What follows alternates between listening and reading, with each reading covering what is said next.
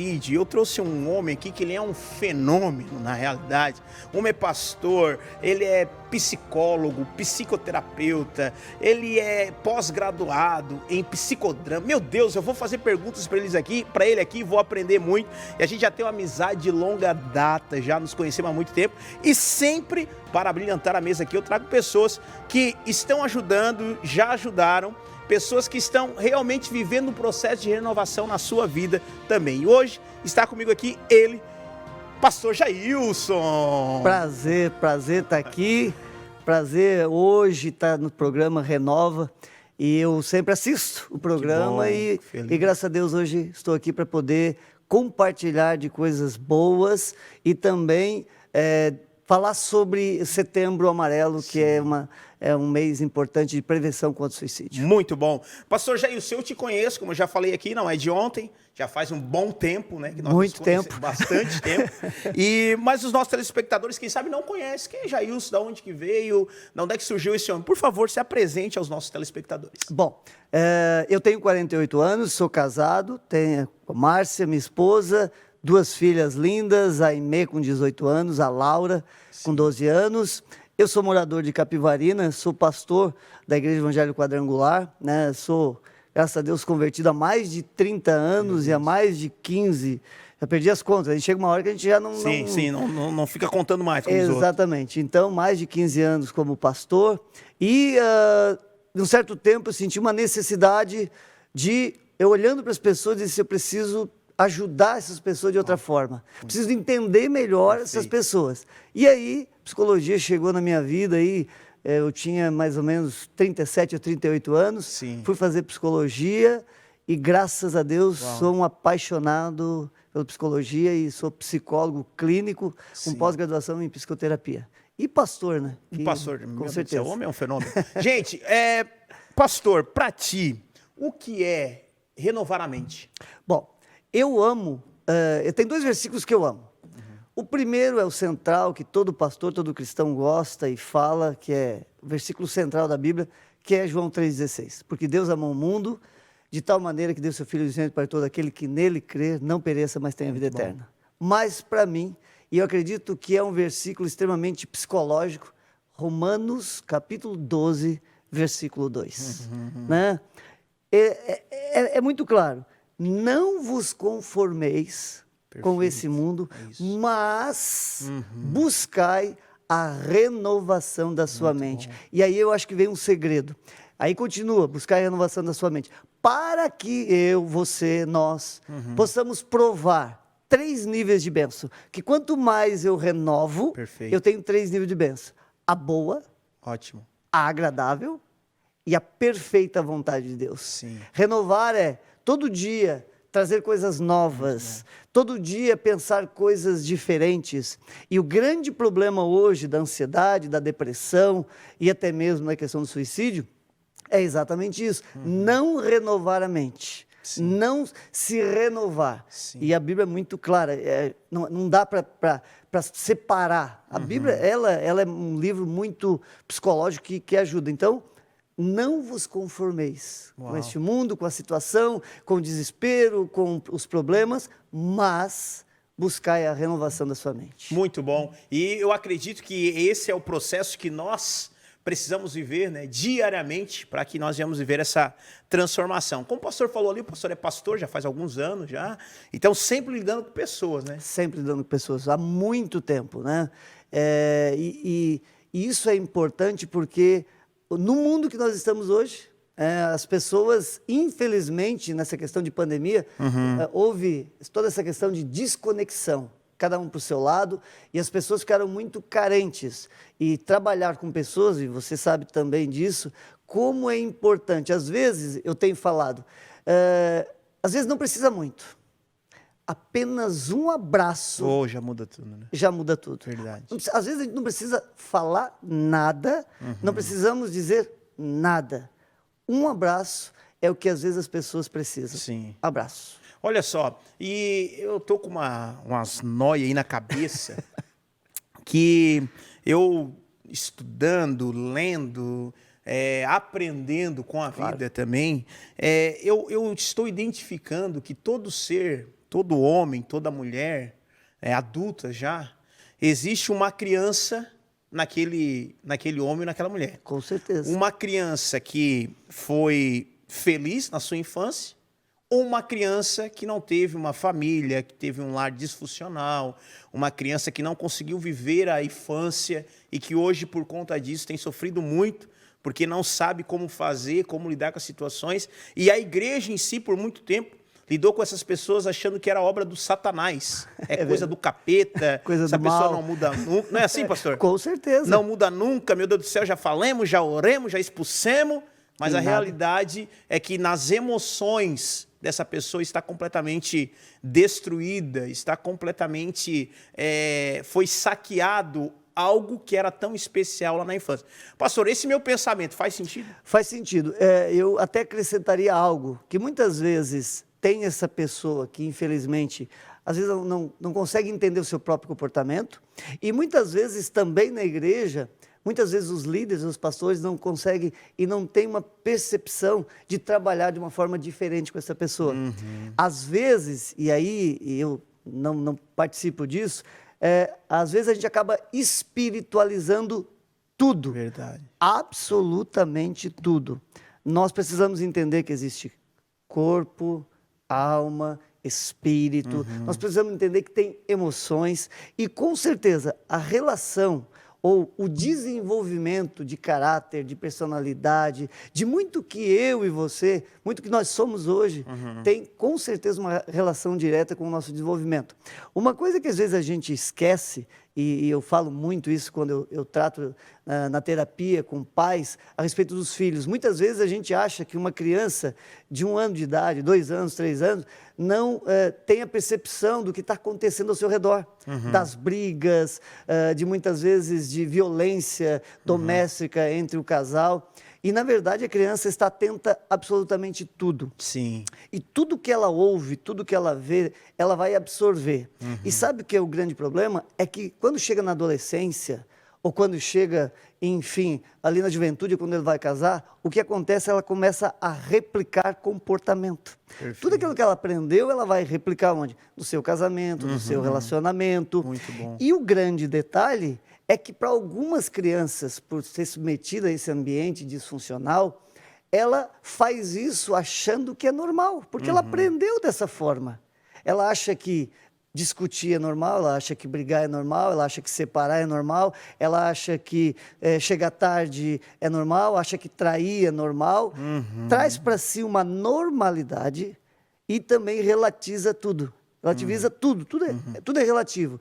Então, ela vai fazendo o quê? Com aquele aprendizado, com aquele desenvolvimento disfuncional, ela vai replicando na sua vida, replicando no seu comportamento, replicando nas suas relações, replicando no seu casamento, em tudo ela vai replicar aquele comportamento. Verdade. Eu até quero fazer uma sobre pastor e terapeuta também e tal, como lidar com essa situação com pessoas que usam algumas máscaras e elas têm um medo assim de se abrir, de se expor. Sim. O que o pastor vai pensar de mim? O que as pessoas vão pensar de mim, né? Porque elas sempre vão olhar com um olhar assim, tipo, não, eu vou falar, vou abrir meu coração, mas ele vai falar para alguém, eu tenho certeza que ele vai falar. Mas isso não acontece, a gente sabe que isso não acontece, né? Tanto no pastoreio como na terapia, isso é reservado. Mas tem esse tabu. Mas, por exemplo, chegou uma pessoa lá na sua igreja, que é um líder, que ele está na frente, e a pergunta que eu fiz para o pastor ele abre o coração para o pastor. Ele está numa frente lá na igreja. Essa pessoa, ela continua sendo líder ou o pastor já meio que vai deixar ela para escanteio assim? Bom, na verdade, a gente tem sempre que ouvir a pessoa e entender toda a situação. Mas com certeza, teria um momento e um tempo especial com essa pessoa. Ótimo. E por que eu faço isso? Porque quando a gente fala em líder, quando a gente fala em pastor, é alguém que está ali para ajudar, alguém que está ali para ajudar na cura, ajudar na libertação, ajudar nos problemas. É o ajudador. E eu entendi ao longo da vida que eu só posso ir até onde eu fui curado ou fui tratado. Perfeito. Ou seja, digamos que eu tenho um problema no casamento e tenho um sério problema no meu casamento que pode gerar uma separação e tal.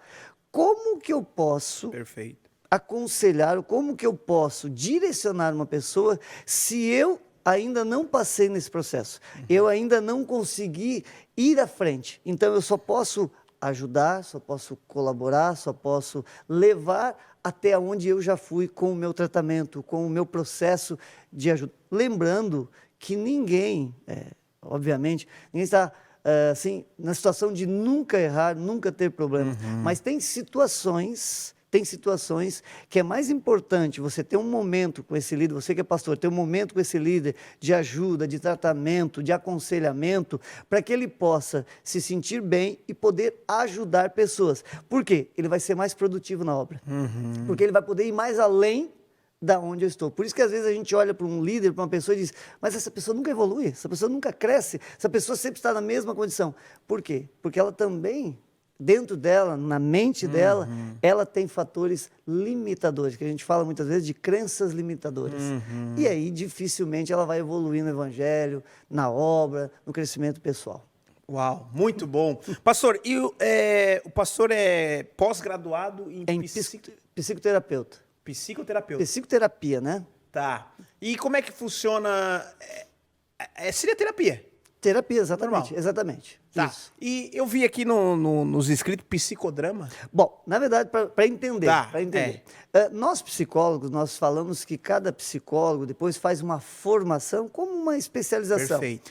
E você acaba tendo uma abordagem. Vou dar exemplo. Ou você é um psicólogo que trabalha com abordagem psicanálise, TCC, que é terapia comportamental cognitiva, Gestalt, ou você é um psicodramatista, ou seja, são formas e técnicas de ver o ser humano e de trabalhar o ser humano. Tá. Então, a minha abordagem, você acaba usando muito a questão de por que psicodramatista ou por que psicodrama? Psicodrama, de dramatização. Perfeito. Muitas vezes no set terapêutico eu uso situações, uso cenas, uso o movimento da pessoa e uso algumas cenas, eu trago para o set algumas cenas vivenciadas, vamos assim dizer, num trauma, num problema, porque neste momento, baseado nessa dramatização, nessa movimentação, ela traz coisas do inconsciente que nós podemos usar. Então, por isso, são abordagens, são formas de ver. Eu fiz uma especialização, obviamente uma formação em psicodrama e uma pós-graduação em psicoterapêutica.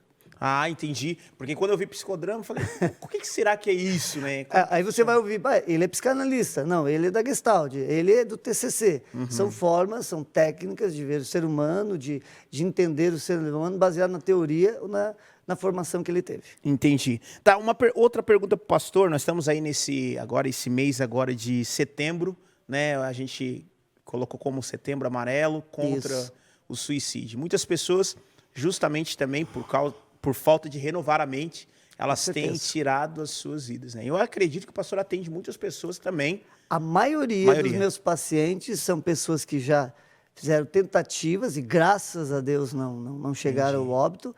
Mas eu posso dizer que 50% dos meus pacientes já tiveram tentativas de suicídios e outros 50% depressão, ansiedade. E o que leva uma pessoa a pensar em se matar, pastor? Bom, na verdade, é importante pensar algumas coisas sobre o suicídio.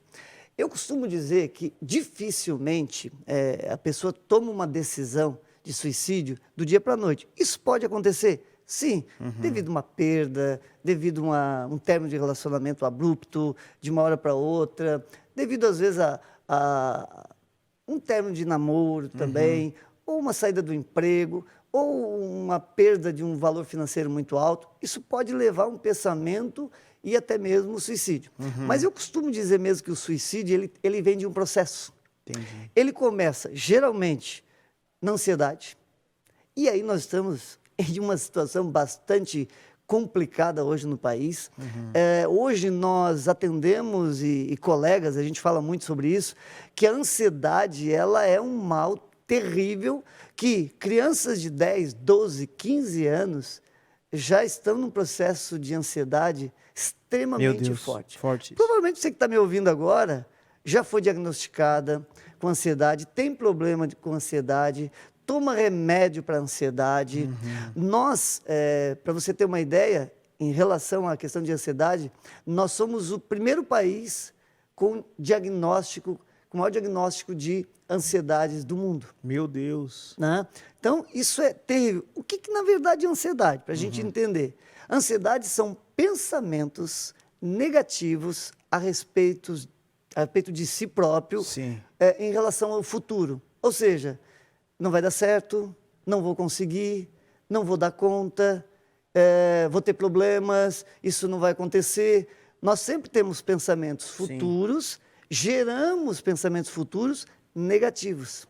E eu até estava lendo uma pesquisa esse dia que diz que de 100% dos nossos pensamentos futuros, 82% não se concretiza.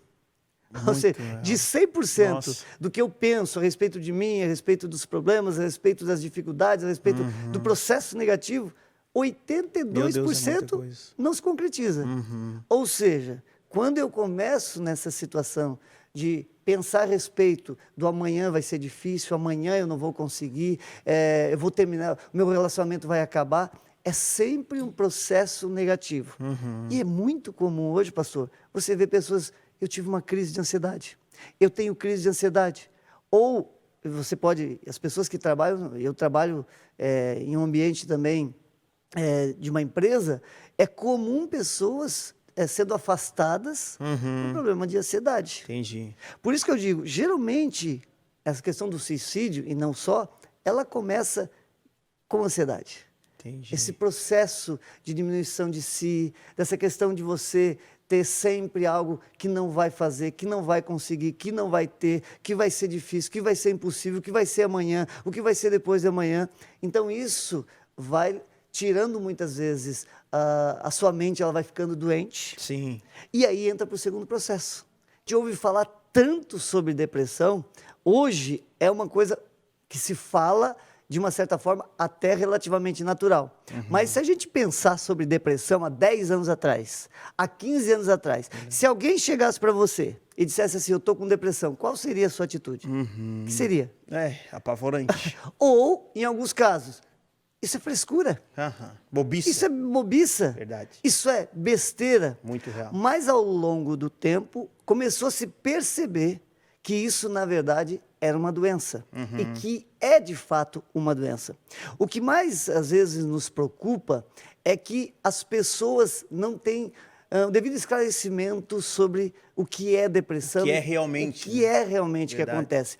E eu sempre acabo escutando algo assim, pastor, como é que essa pessoa, como é que essa mulher que tem dinheiro, tem uma boa família, tem uma casa, bom marido, filhos, tem tudo que todo mundo gostaria de ter, sim, mas tem depressão. Tem depressão, sofre com Depende de remédio. Claro, porque a depressão, de uma certa forma, ela é um processo interno, fisiológico, que a gente fala quando, por alguns motivos, você acaba tendo algumas disfunções neurológicas e a falta de uma produção de um neurotransmissor muito conhecido, que é a serotonina. Perfeito. Que é um neurotransmissor, reconhecidamente um neurotransmissor, conhecidamente como o neurônio da paz, da alegria, que traz bem-estar. E por alguns motivos, às vezes a menopausa, ou de alimentação, ou alguma doença, enfim, alguma disfunção, essa disfunção começa a alterar a produção desse neurotransmissor e automaticamente você vai perdendo esse entusiasmo, aptidão, a alegria. Por isso que às vezes não está ligado à questão externa, mas interna. Perfeito. Por outro lado, você também tem questões externas que vão gerando também a perda da alegria, da vontade. Da vontade, Perfeito. que são, às vezes, uma perda de um ente querido, o término de um relacionamento, afastamento de pessoas. Isso automaticamente vai gerando falta de estímulo. Sim. O que é isso? Para que a minha mente possa produzir neurotransmissores, possa produzir a serotonina, eu preciso de estímulos. E, obviamente, eu preciso de bons estímulos. Preciso de abraço, preciso de beijo, preciso de carinho, preciso de alegria, preciso estar com a família. Eu preciso gerar estímulo. Esse estímulo, ele vai automaticamente disparar, despertar essa produção que vai me trazer bem-estar. Obviamente, se eu não tenho estímulo, Já. aí acaba. Verdade. Acaba essa produção. Então, de uma certa forma, tecnicamente, a gente pode falar sobre isso. Mas o que é de fato? Bom, uma forma muito simples de falar é que depressão é a perda da alegria, a perda do humor, é a perda da vontade de viver. Prazer da vida, O né? prazer da vida. E assim, o que nos leva muitas vezes a olhar de uma maneira diferente para essa pessoa? É que às vezes quando vem até nós uma pessoa assim, ela muitas vezes ela diz, eu não sei dizer o que eu estou Meu Deus, sentindo. forte. Eu não sei o que eu estou sentindo, eu só sei que eu não quero mais viver, eu não aguento mais viver. Geralmente as pessoas dizem, eu sinto um vazio, eu sinto um aperto, eu sinto uma angústia, e muitas vezes essa pessoa não identifica a origem dessas angústias. Perfeito. Ela não consegue dizer por que está dessa forma. Claro que um dos motivos pode ser disfuncional, fisiológico, e outros pode ser a falta de estímulo que essa pessoa tem. Muito bom. E a falta desses estímulos vai gerar o quê? A perda da alegria. Essa pessoa, infelizmente, começa a não ter mais vontade de fazer as coisas que fazia. Como é que a gente pode identificar? Que características Perfeito. que a gente pode identificar? Primeiro, eu quero deixar muito claro que depressão é uma doença. Ótimo. Então, não dá para dizer outra coisa. A gente que é pastor, depois a gente pode falar um pouco mais no final sobre Também a questão vamos de entrar sobre isso. depressão e espiritualidade, depressão, e a gente vai falar um pouco Porque mais tem um sobre... tabu aí, né? Tem um tabu aí, a gente precisa falar. Nós Ótimo. somos pastores, é um programa cristão, precisamos falar, precisamos orientar. Bom, como é que a gente tem que fazer? Todas as pessoas, elas vão dando sinais, elas vão mostrando, elas vão te dando alguns sinais que é importante eu perceber. Sim. Porque, obviamente, quando a gente está junto com a nossa esposa ou filho, a gente diz assim, puxa, ela está depressiva, eu não entendo por quê. Por que Tem isso tudo aconteceu? e Tem tal. tudo. E por que de uma hora para outra? Não existe isso de uma hora para outra. Ao longo do processo, assim como o suicídio, ela vai dando sinais. Perfeito. O que eu geralmente falo para os meus pacientes, e aí quando nós estamos no set psicológico e de terapia, a gente pergunta sobre algumas características que ela vai deixando. Por exemplo, uma muito forte. A pessoa com depressão, ela produz e começa a gerar dentro de si ou no seu comportamento um desinvestimento pessoal. Eu gosto muito de usar essa palavra. Boa palavra. Um desinvestimento pessoal. O que acontece? Vou usar o exemplo da mulher. Sim. Ela para de ir ao cabeleireiro. Perfeito. Para Ela de se para de se arrumar. maquiar.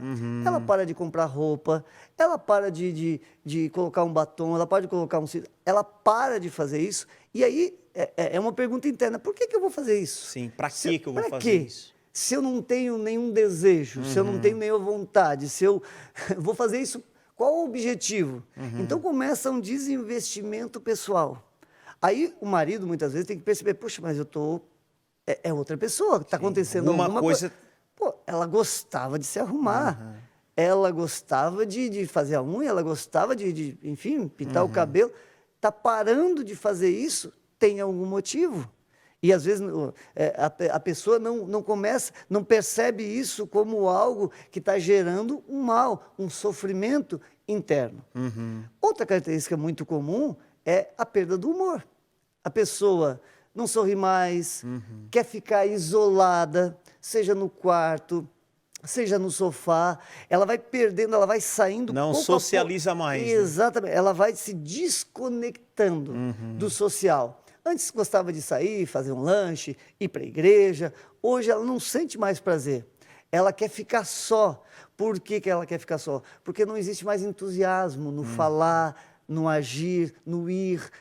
Se ela está num lugar, numa lancheria ou numa igreja, é como se ela estivesse numa bolha, ela não consegue sentir aquela alegria, aquela energia daquele lugar, ela não consegue sentir nada, porque dentro dela há uma angústia que está remoendo, vou usar essa palavra, remoendo, Sim. que a todo momento, qualquer coisa leva angústia, qualquer situação leva angústia, então ela começa a se desconectar do meio. Ela não gosta mais de ir no parque, não vai mais na igreja, não sai mais com o marido, não sai mais com os filhos. Então, isso é um dos processos.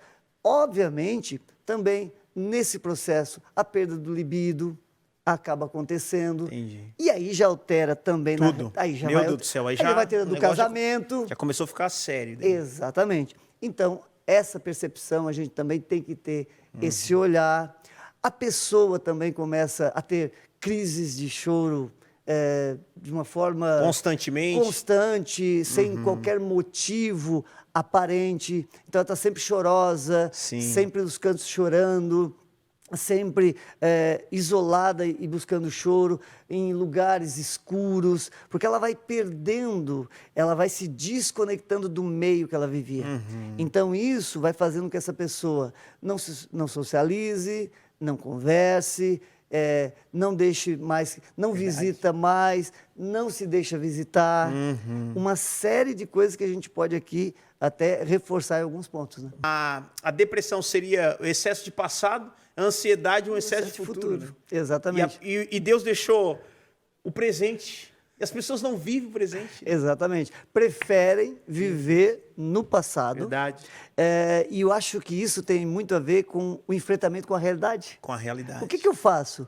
Eu me escondo no passado ou eu espero o futuro que eu ainda não sei o que vai acontecer. E esse enfrentamento, as pessoas não querem ter. E isso é interessante, porque geralmente quando você fala sobre depressão, você sempre traz no set terapêutico questões de traumas. A gente vê também muitas vezes a questão de bullying, questões relacionadas a abuso sexual. Isso é muito comum, pessoas com essas situações terem e desencadearem uma depressão, que geralmente também, eu repito, não é uma regra, mas geralmente a ansiedade vai gerando a questão da depressão. Perfeito. E a depressão, ela é algo, e voltando à questão da estatística, Sim. nós somos o segundo país. Somos o primeiro em ansiedade e o segundo país com diagnóstico de depressão. Meu Deus. Então, isso é muito importante, só que por outro lado, eu vejo muitas vezes as pessoas recorrendo a remédio, recorrendo a questões paliativas. Eu vejo pessoas indo no pronto-socorro, eu vejo pessoas indo no médico, às vezes potencializando o problema. Perfeito. Potencializando para que ele automaticamente, potencializando o problema, ele acaba usando o remédio para poder ajudar naquele momento difícil. Mas nós sabemos que o remédio, ele precisa ser algo que seja um tratamento, um pequeno tratamento. Mas para as pessoas, muitas vezes, ela acaba usando aquilo ali o resto da sua vida. E uma coisa que eu acho importante pontuar aqui também é que a gente, como tem vários relacionamentos, atende algumas pessoas como pastor, a gente vê algumas situações que hoje em dia está muito mais fácil para os pais, né, olhar para o filho que está num quarto, está ali trancado e dizer assim, meu filho está em depressão, ele tem que tomar remédio, tem que procurar o médico porque está com depressão, meu filho... É muito mais fácil para eles gerarem um diagnóstico que o filho está passando por alguma coisa do que eles assumirem uma responsabilidade. Concordo. Que não estão sendo pais presentes ou maridos presentes também, porque eu vejo que é uma troca, vamos dizer assim, eu terceirizar uma culpa. Eu não estou sendo bom pai, eu brigo com a minha esposa todo dia, eu brigo com meus filhos todos os dias. Aí eu olho para eles e falo, vocês estão em depressão, né? Só pode. Exatamente. Sabe, pastor, uma coisa que acontece muito, eu já recebi pais dizendo assim, você precisa falar com meu filho. Olha meu só. filho de 10, 12, você precisa, estou trazendo ele aqui porque ele não para, é uma pessoa difícil, tem problemas sérios, e você precisa tratar dele, você precisa cuidar dele. A gente vai para a primeira terapia. E logo na primeira terapia, a gente percebe que tem algo errado, mas não é com a criança. Não é com a criança, é isso. É com os pais. É isso. E sabe o que a gente faz? Chama os pais para a Sim. terapia.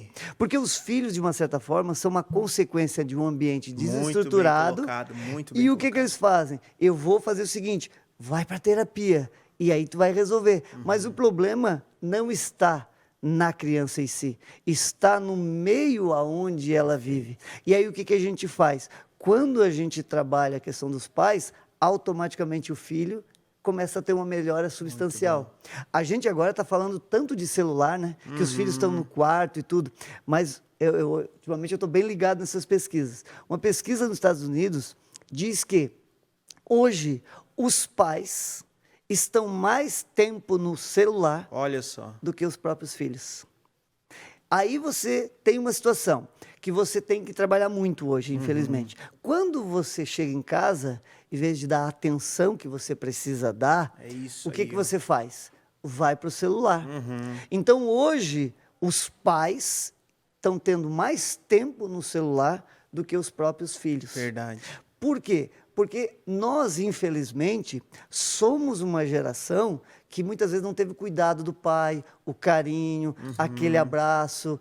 E às vezes a gente tem essa dificuldade. Isso até seria um tema, pais e filhos, para uma próxima. Próximo. Temos a dificuldade de abraçar, de beijar. Aí, pegando esse gancho, voltando para a situação, nós estamos falando de depressão, certo? Sim. Mas nós estamos falando também de uma geração que sempre é uma geração hoje de extrema liberdade. É uma geração que faz tudo o que quer ou que deseja fazer. Sim. É uma geração da liberdade sexual. É uma geração do tudo pode. É uma geração de fazer o que der na telha. Mas é a geração com maior nível de depressão. Verdade. Ou seja, mas às vezes vocês cristãos, vocês não são alegres, vocês não se divertem, vocês não saem para balada, meu Deus, a vida de vocês deve estar triste. Aí eu olho para eles e digo, vocês têm liberdade, vocês têm tudo, vocês podem beber, vocês podem fumar, vocês podem se drogar, mas é a geração mais depressiva. Mais depressiva. Então a liberdade ou aquela coisa de eu poder fazer tudo, não é uma questão de alegria. Eu costumo dizer para os jovens que eles estão confundindo alegria com euforia. Sim. Alegria é de dentro para fora. Euforia De fora é fora para dentro. Então você tem uma certa euforia quando está bebendo, quando está com as pessoas, mas isso é uma questão passageira. E aí você usa a droga para se manter feliz, você usa subterfúgios, e aí aquilo passa, porque você não tem estímulos de alegria, Verdade. de entusiasmo, do Aí abraço. fica precisando de algo para ter alegria, né? Então a grande verdade sobre tudo isso, em relação à liberdade, hoje, eu quando olho para as pessoas e elas olham e falam, mas ir para a igreja, aí eu não tenho liberdade nenhuma. É muito pelo contrário. Né? Porque, Aí é que tá. Porque a liberdade está no eu saber colocar limites na minha vida. Isso é libertador. Eu acho que o erro é a percepção sobre liberdade. Percepção, é bem isso aí. Eles acham que liberdade é fazer tudo o que vem na telha, o que se pensa. Isso não é liberdade. Não. Liberdade é poder ter aquilo que eu Escolher preciso. o que quer. Poder de escolha, poder isso. saber o certo do errado, Perfeito. o que eu posso, o que eu não posso. Então, essa analogia de na igreja, eu estou preso, na verdade você está liberto, porque Verdade. você vai para casa, É na isso. sua grande maioria, você não precisa de remédio para dormir. É isso. Você não precisa de remédio para acordar. É isso Você não aí. precisa de remédio para se manter Tem a alegria acordado. verdadeira. Tem alegria verdadeira. Muito bem E colocado. isso, aí que vem. As pessoas vivem numa prisão Sim. sem saber que estão dentro de uma Verdade. prisão. Verdade. Prisão do remédio, prisão da depressão, prisão de muitas vezes dessa coisa que você está aprisionado pelas drogas. Você está numa prisão e acha que está livre. Acha que tá livre. E nós estamos livres e eles acham que nós estamos presos. Verdade, é bem isso aí mesmo. Pastor, fala um pouquinho do seu livro Bom, aí, vou Cristão falar. e a Depressão, porque nós já estamos quase no final. Meu E Deus! falamos pouco, nós temos que falar um pouquinho sobre prevenção ao suicídio. Bom, eu senti uma necessidade muito grande por ser pastor, e a gente até falou no início, que existe uma situação de total, e na grande maioria a gente acaba espiritualizando tudo. Sim. E há ainda em algumas vertentes, as pessoas acham que quem tem depressão tem demônio. Quem tem depressão é uma pessoa endemoniada e até diz que o cristão não pode ter depressão. Aí eu pergunto, o cristão pode ter problema neurológico? Olha só. O cristão pode ter problemas cardiológicos, de pulmão, Sim, de sim, coração? Ele pode? Pode. Está em depressão, por que não? É verdade. Depressão é uma doença. Sim. Então, às vezes, você espiritualiza tudo, e o problema da espiritualização é que você não olha para a depressão como uma doença. Aí você não trata. Você não dá a devida atenção. E isso, obviamente, vai tirando a sua paz, você vai desanimando de ir na igreja, você vai desanimando de cantar, de louvar, de adorar. Então, eu senti essa necessidade de escrever sobre isso. O cristão e a depressão. E aqui nesse livro eu falo o que é depressão, como é que as pessoas acabam entrando em depressão, de que forma a gente tem que olhar para a depressão e como uma doença, de que forma tratar. Eu falo aqui sobre a questão do suicídio. Eu abordo, porque na Bíblia nós aqui encontramos 3 suicídios, do Antigo Testamento até o Novo Testamento, os mais conhecidos, obviamente, de Judas, né? Eu falo sobre isso. Também abordo questões de como a gente pode sair da depressão. Então eu falo muito isso e quero reforçar. Uma das coisas que mais me levou a escrever sobre esse tema é: a gente precisa olhar a depressão como uma doença. Ela é uma doença. Escute, você que está nos vendo, nos ouvindo. Você precisa ter o cuidado, você precisa procurar um profissional. Você procura cuidar dessa depressão, porque ela pode te matar. Não fique aí dando ouvido para as pessoas dizendo que é demônio, que isso é demônio, e você é cristão, você não pode ter isso. Ei, nós estamos falando de uma doença, e é uma doença que precisa ser tratada logo, e uma doença que leva à morte. Verdade, muito bem colocado, pastor. Então, e o pessoal, se quiser adquirir o seu livro, onde que consegue? Bom, graças a Deus, tudo que eu imprimi...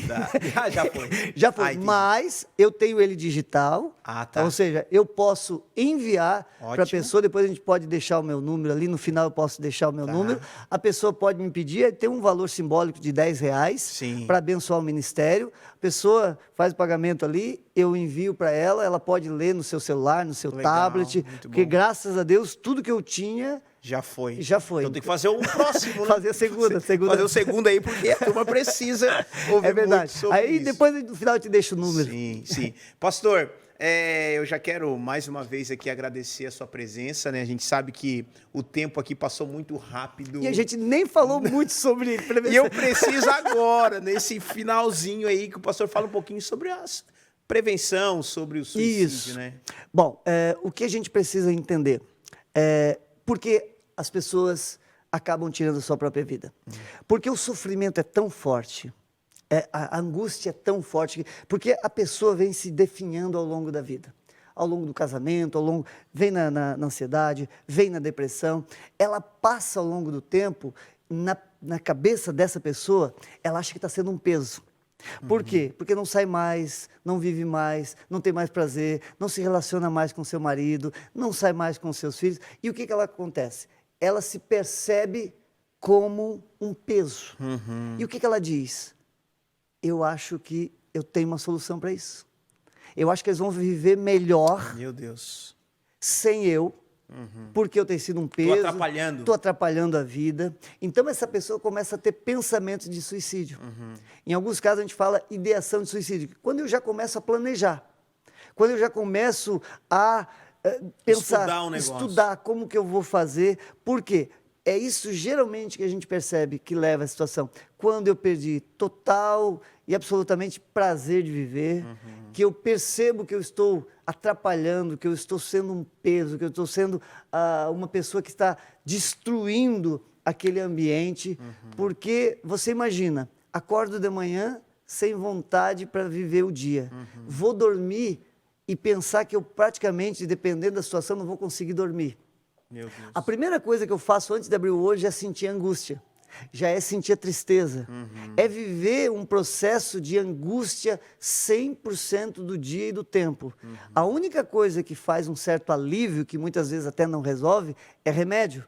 Mas imagina uma pessoa vivendo o dia todo dopada. Remédio direto. Ela não tem, infelizmente, como viver. Perde todo a... Perde. Então, assim, e uma coisa que eu digo para você, infelizmente nós estamos no final, observe os sinais. Observe, quando essa pessoa que está do seu lado começar a falar, não tem mais vontade de viver, eu acho que vou tirar a vida, mas existe um tabu. As pessoas dizem assim, quem fala que vai se matar, não se mata. Pelo contrário, na verdade ela está dando sinais. Ela está pedindo socorro. Ela está dizendo, olha para mim. Eu não quero mais, mas olha para mim.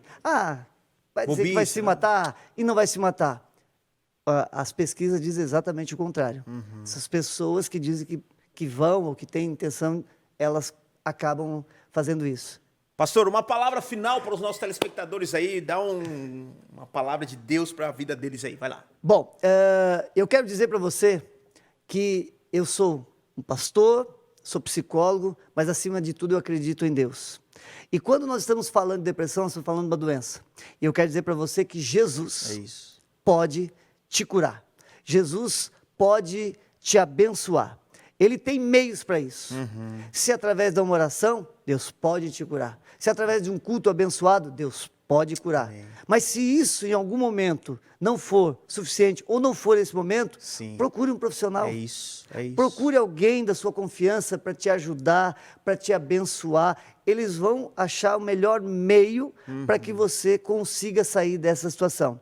Não fique nessa paranoia que ainda existe, que quem vai no psicólogo ou quem vai no psiquiatra está louco.